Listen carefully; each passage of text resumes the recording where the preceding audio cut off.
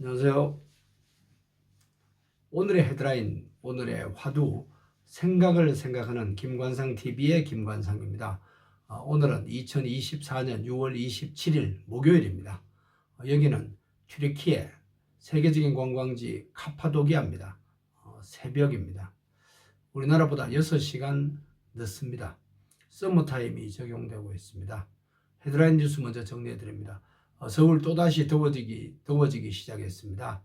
서울 오늘 최고기온 32도, 경기도 고양은 34도까지 예상이 됩니다. 중부지방 쾌청한 날씨지만은 남부 제주도는 흐리거나 30mm 안팎의 장대비가 내리는 곳도 있겠습니다. 경기도 화성 전자공장 사망자 화재, 대형 화재죠. 사망자 23명 가운데 17명의 신원이 확인됐습니다. 경기 남부경찰청 아리셀 화재사고 수사본부는 오늘 국립과학수사연구원으로부터 사망자 DNA 대조 결과 중국 여성 3명의 신원이 추가로 확인됐다고 밝혔습니다. 라오스 한 사람, 대부분 중국 여성 20대, 30대 중국 국적입니다. 북한은 어제 사흘째 계속 오물풍선을 우리 쪽으로 날려보냈습니다. 올 들어 7번째입니다. 해상 사격 훈련 서북도 해상에서 7년 만에 어제 재개됐습니다. 천무 스파이크 미사일 240여 발 규모였습니다. 한미 공군 연합 공중훈련 중이고 최신의 F-22 랩터 전투기도 참가하고 있습니다. 국회 오늘 본회의가 열립니다. 국민의힘 상임위원장 7군데 뒤늦게 받아들여서 선출할 예정입니다. 연세대 의대 세브란스 병원 교수들 오늘 휴진에 들어가고 아산병원 다음 달 4일 휴진에 들어갈 계획입니다. 의사협회도 모레 집단 휴진 일단 보류 다시 논의할 예정입니다. 세브란스 병원 병원장들 환자 보호와 재정난 등으로 해서는 안 될 선택이다 이렇게 말하면서 휴진 중단을 요청하고 있습니다. 의정 갈등의 새로운 또 다른 불씨가 되고 있습니다. 지난 4월 우리나라 출생아 수 19,049명으로 2만 명을 밑돌았지만 작년 4월에 비해서는 19개월 만에 반등세 올랐습니다. 그러나 노령화 사망자로 9,610명 자연 감소됐습니다. 인구 점점 줄어들고 있습니다. 통계청 발표했죠. 저는 5번째 손주 오늘 새벽에 태어났습니다. 자녀들 3명이 이번에 5째 손주 모두 5명 다 손자입니다. 독수리 5형제 오늘 기분 좀 좋은 소중한 날입니다.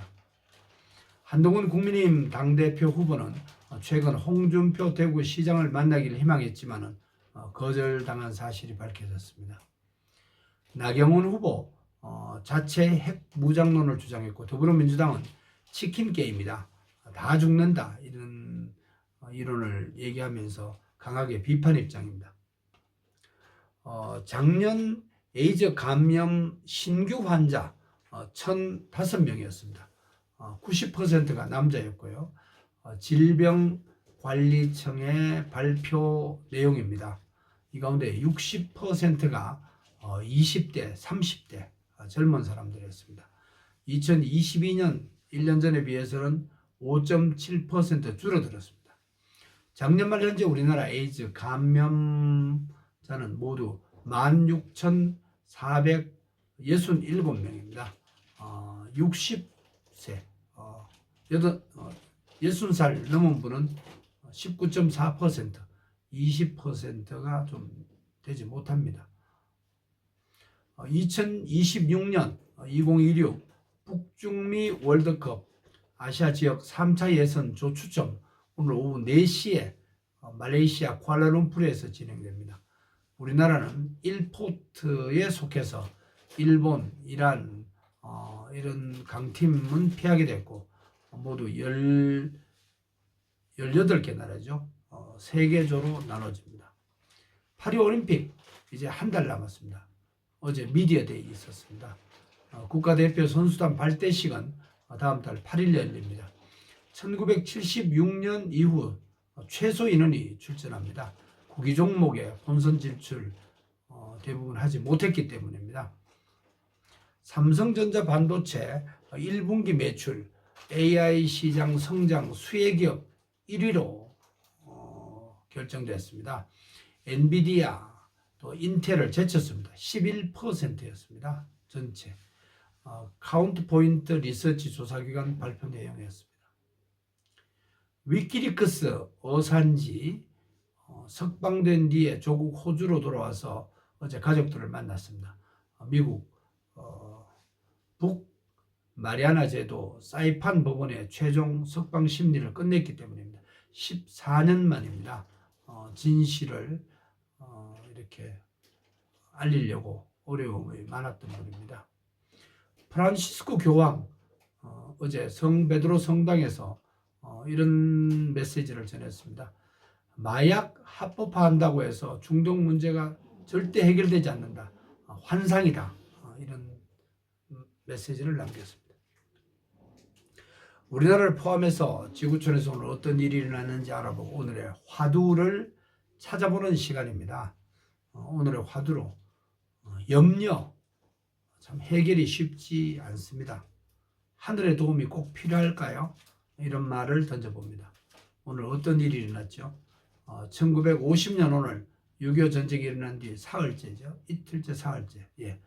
이승만 대통령은 국민 총궐기를 요청하자 이런 메시지를 방송한 뒤에 대구까지 갔다가 다시 대전으로 돌아왔습니다. 유엔은 안전보장이사회를 개최하고 남북 양측에 전쟁을 멈춰라 이렇게 명령했습니다. 한국군 원조도 결의했습니다. 안전보장이사회 상임이사국 소련 대표 그때 회의에 참석하지 않았습니다. 교통사고로 주장하는 시각도 있지만은 소련이 당시 중국이 강대국으로 부상을 하기 때문에 이런 국제 상황을 고려해서 이런 조치를 내렸다는 주장이 더 설득력이 있습니다.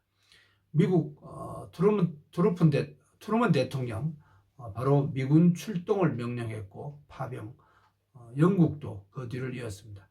세 번째 참전국은 필리핀이었고 세 번째 규모가 큰 나라는 이곳 튀르키예였습니다. 1970년 오늘 경부고속도로 완공됐습니다. 제야 인사들 그때 반대 시위 많았죠. 좀 밀어붙인 박정희 대통령 결단 정말 대단하다는 역사적인 평가를 받고 있습니다.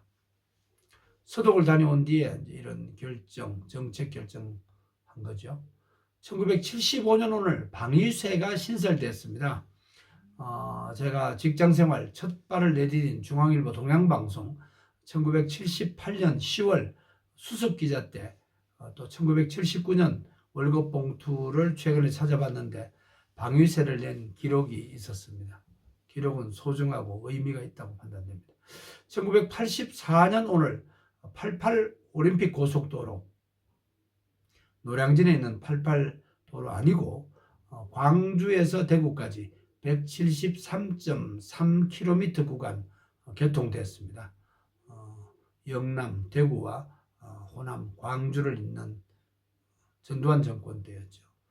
2018년 오늘 우리나라 월드컵 대표팀이 러시아 월드컵 예선 3차전에서 피파 랭킹 1위 독일을 2대0으로 이겼습니다.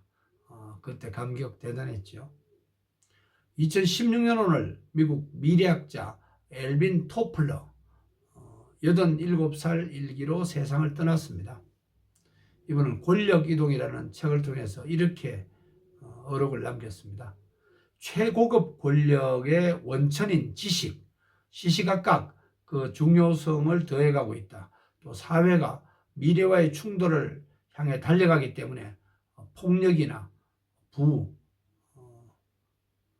재력, 돈, 폭력이나 돈이나 지식 사이의 관계에서 일어나는 숨겨진 어둠에 주목해야 한다. 이런 말을 남겼습니다. 좀 어려운 내용이네요. 오늘은 6월 27일입니다. 성경 6장 27절 한 군데를 찾아봤습니다. 마태복음 6장 27절입니다.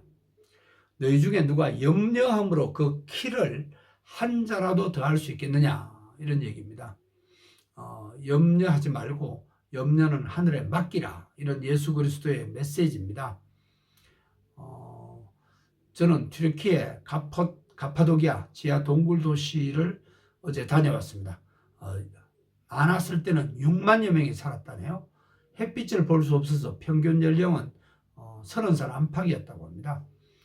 이분들은 종교의 자유, 예수 그리스도만을 믿겠다는 이런 순수한 신앙으로 모든 염려를 하늘에 다 맡겼습니다. 세례투도 있었습니다. 예배 처소만 360군데가 넘게 발굴되었습니다. 오늘은 성경 사도행전 14장 25절에 나오는 아탈리아, 지금은 안탈리아라고 불려지고 있죠. 휴양지입니다. 사도 바울이 잠깐 들렀던 곳입니다. 내일은 히에라폴리스, 목화와 같은 하얀 성이라는 뜻입니다. 이곳도 성경에 나오는 곳이죠. 야구할 때 투수가 포수에게 공을 던져버렸듯이 모든 염려를 하늘에 맡긴다는 것이 공이 완전히 다른 사람 쪽으로, 포수 쪽으로 넘어가는 그런 의미다 라는 얘기를 신학대학원 다닐 때 배운 기억이 납니다. 참 저는 스트레스를 해소하기 위해서 탁구를 좀 쳐봤는데, 탁구 치면서도 회사 걱정 많이 한 기억이 납니다. 스트레스는 내가 해소하려고 막 노력한다고 되는 건 아닙니다. 스트레스 해결은 나도 노력해야 되겠지만 하늘의 도움이 꼭 필요했습니다. 그래서 제가 55살부터는 스트레스 거의 받지 않고 있습니다. 하늘의 도움으로 스트레스 차단벽이 내 마음속에 설치된 것 같습니다. 오늘 화두로 스트레스를 해결하고 염려를 해결하기 위해서는 하늘의 도움이 반드시 필요하다. 내 힘으로만은 안 된다. 이런 말을 오늘의 화두로 정리합니다. 오늘도 건강하시고 평안하세요. 고맙습니다.